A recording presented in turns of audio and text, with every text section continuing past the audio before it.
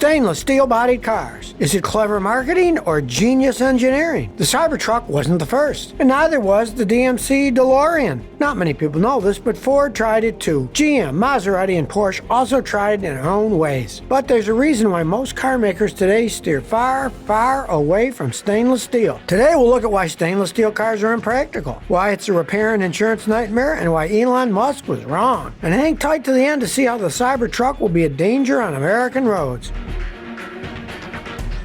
Stainless steel in cars isn't a new phenomenon, and it's not a modern invention despite what many think. Just rewind almost 100 years ago in the 1930s. Most people don't know this, but actually, Ford Motor Company was one of the first car makers to make stainless steel cars. It did so in partnership with the Allegheny Ludlam Steel Company. Among the first stainless steel cars were 6 unpainted Ford Model 68 Deluxes. Each year, Allegheny Ludlam loaned these cars out to their top salesmen, and it did so for 10 years. These stainless steel cars ended up logging over 200,000 miles. The car-making process involved automotive die stamping. Basically, it's a process where a machine punches, coins, bends, and manipulates steel. Problem was, when these cars were originally produced, the dies got damaged as it stamped out the harder stainless parts. This added a new complication to manufacturing. If you were a car maker, you now also needed tougher dies that could withstand mass production, and the turnover was short too. In other words, additional manufacturing costs. But Ford didn't completely leave its stainless steel cars in the 1930s. Fast forward 30 years later to the 1960s, and Ford was working again with Allegheny Ludlam Steel Company to produce 2 stainless steel Ford Thunderbirds. This time they went for a brushed finish.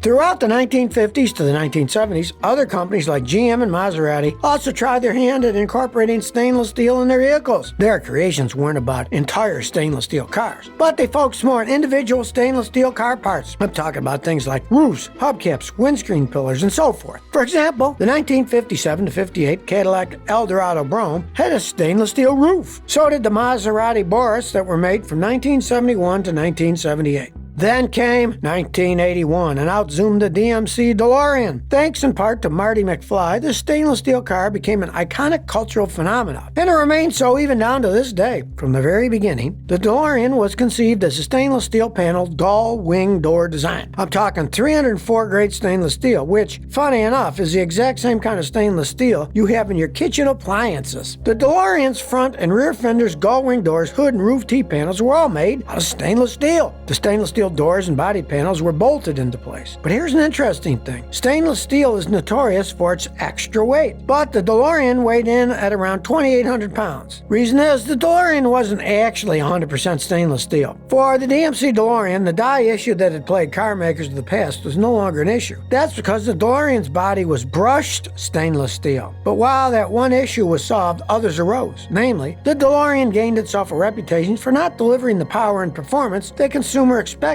for that price tag. But let's fast forward to today. If you're wondering why we really don't see more stainless steel cars on the road right now, well, there's an actual reason why car makers avoid it like the plague. If your first guess is consumers' annoyance with the reflective glare and fingerprints, well, that's a definite downside. But actually, there's much greater reasons why stainless steel is impractical in cars. First and foremost, stainless steel is expensive, and it's not easy to work with either. The individual stainless steel parts for the car makers tried out in the past were at their core very simple and flat, with the exception of the Porsche Cayman, that is. Stainless steel is also challenging to weld compared to other types of steel, like mild steel, for example. Even DMC acknowledged the challenges of stainless steel. According to the company, the body panels of the DeLorean would never be repaired. If or when the body panels were damaged, they'd need to be completely replaced. And remember, it's not cheap to replace the whole part instead of repairing it. Stainless steel requires top-notch grinding surfaces and precise machinery. It's not something the average Joe can do. These processes take time and precision to complete. Because of that, typically there can be wait periods for the necessary parts to become available to put on the car.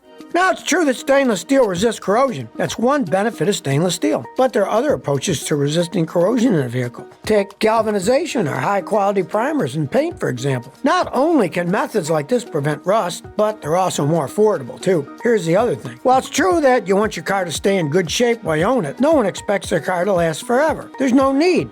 Getting insurance companies to cover the cost to repair stainless steel is no walk in the park. Even if the insurance company does agree to help cover the cost, you still have to deal with a long wait line to get those parts anyway. The reason behind the exhausting delay with Tesla Cybertruck was largely due to production difficulties around its proprietary stainless steel. The futuristic tough truck was originally unveiled more than 4 years ago in 2019, and it consistently fell behind schedule.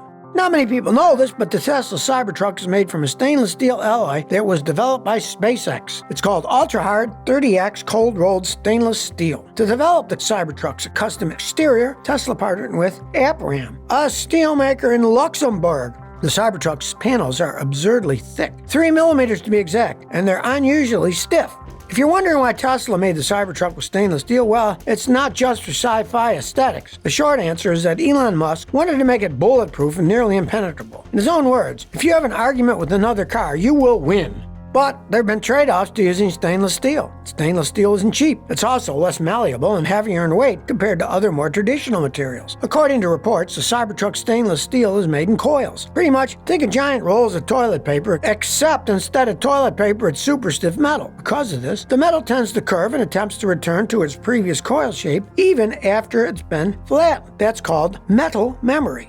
The Cybertruck's ultra-stiff stainless steel also happens to be ultra-hard to bend and manipulate. Even Elon Musk himself bragged that conventional auto presses, which exerts tons of force, can't even shape Tesla's stainless steel because it's too thick and too hard. That's why Tesla has to laser cut and bend the pieces into shape.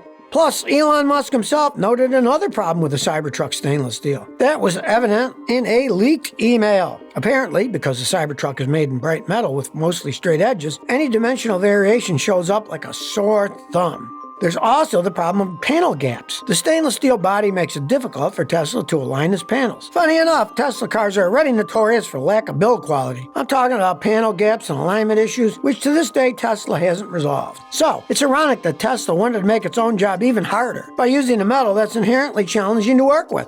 All of this is to say, the stainless steel in the Cybertruck has been a production nightmare. Believe it or not, Elon Musk himself lamented, "We dug our own grave with the Cybertruck." Some critics even cited the Cybertruck as a major step backwards for Tesla, despite its overall progress and approach to car making. Elon Musk himself estimated some 12 to 18 months of blood, sweat, and tears. He also forecast that Tesla likely won't reach an annualized production rate of 250,000 Cybertrucks until sometime in 2025, and even that looks unlikely now. Tesla didn't learn much from the DeLorean. The DeLorean may be a cult classic now, but back in the day, it faced tons of production issues too, also because of its stainless steel body and panel alignment. Sadly, that company only made 9,000 units. Anyway, the cost of the Cybertruck shouldn't be a huge surprise, especially when you consider its production issues and high cost of the metal. The base rear-wheel drive version starts at $60,990. The all-wheel drive will start at $79,990, and the topmost trim, with Tesla's calling the Cyber Beast model, begins at $99,990.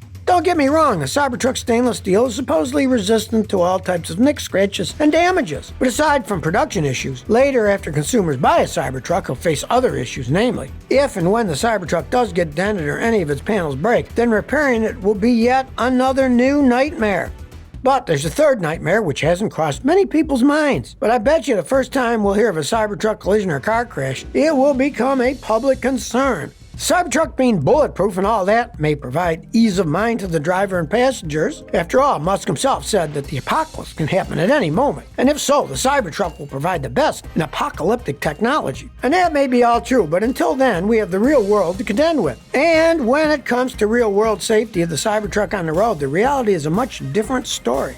You see, here's the thing about the Cybertruck. If you're driving inside of one, you're going to feel fairly well protected. But if you happen to be a pedestrian, cyclist, motorcyclist, or even another driver on the road next to a Cybertruck, you won't feel so safe. The Cybertruck is a stainless steel beast of a vehicle. It's huge and super heavy. Tesla's reported its Halo all-wheel Cyber Beast weighs a whopping 6,843 pounds. To put it in perspective, a typical gas-powered full-size pickup truck like the F-150 weighs 4,100 to 5,700 pounds. And the average passenger car can weigh around 4,000 pounds. And that's for a large car. Smaller cars can weigh 2,500 pounds. As you can imagine, if a Cybertruck were to collide with any of these vehicles, you can guess which vehicle will come out on top. Literally. The Cybertruck also has a high hood and bumper. So if you're a pedestrian who happens to be crossing the street when a Cybertruck comes barreling down the road, let's just say it won't be pretty. If you look at Europe, you'll see the typical European hatchback is designed so that if a pedestrian is hit, they'd fall onto the hood. The hood itself in these vehicles is also made to deform and absorb the impact of a pedestrian's head. To make these vehicles as pedestrian safe as possible, their hoods are usually made from lighter, less dense materials like aluminum. But this isn't the case for the Cybertruck. And that's why you won't find a Cybertruck in Europe anytime soon. A Cybertruck can, however, be sold in the US, Canada, and Mexico because North America follows different classifications of trucks.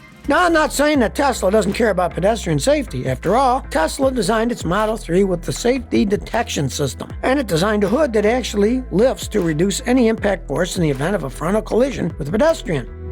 But now you tell me, do you think Elon Musk made a mistake in making the Cybertruck out of stainless steel? Please share by commenting below. If you like this video, please like, share, and subscribe. Thanks for your support.